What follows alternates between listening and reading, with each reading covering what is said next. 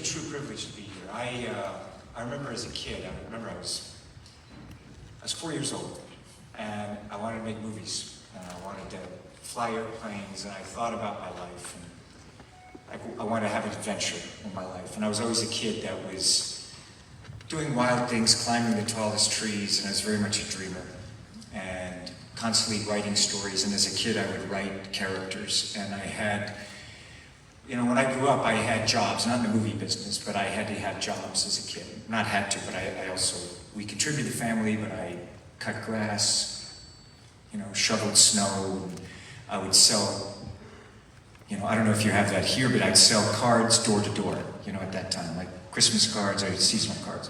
And I'd save my money and I'd go to the movies, give a little money to the family, and I'd go to the movies, give a little money to go to the movies. And suddenly I'm 18 years old, and we traveled around a little bit when I was growing up. And suddenly I'm making taps. And I realized, like, this is happening. I'm on a movie set for the first time. I'm 18 years old. And it was really my second film audition, and I got the role, very small role. And I just thought I never went to film school, but I knew movies as a kid. So I knew who Owen Royceman was. I knew who Stanley Jaffe was, Harold Becker. Obviously, we were working with Timothy Hutton in that incredible performance, Ordinary People, at the time.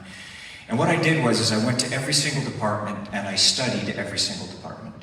Because I thought, if I never get to make another movie again, I want to understand what it is. And I was a kind of kid, I was always kind of wrote goals on the wall of like what kind of movies I liked or what I wanted my life to be. And I would work towards those goals. So I knew that I went to every department and I just started studying everything. The cinematography, I was there in the trailer and bugging people, and I was there every aspect of the film. I would just go and study and study and study. And really that has been my education throughout in terms of educating myself, and I've been fortunate to have worked with some very generous people from all walks of life who have shared their work with me, their craft with me, so that I could learn and kind of understand what it is for myself. Because I'm someone, if it's not, like if I don't get it, I'm not afraid to say I don't know something. And I've always been not afraid to not know something, but really work hard to try to understand it.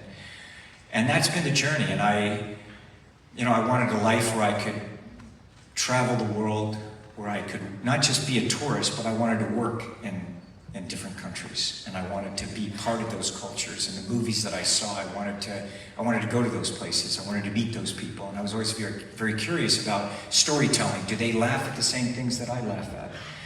So as my career progressed, I was able to travel the world and start to watch movies with different languages. And I would I remember it was actually Top Gun. And before that, the first time I came to France I was making Legend, and I came over, and it was the first time I'm in London. I wanted to go make movies, not just in America, but the world. And if you look at the films that I've made, that I've produced, it's very much pushing, trying to shoot and film in different places. And I based Mission Impossible essentially on a film honoring different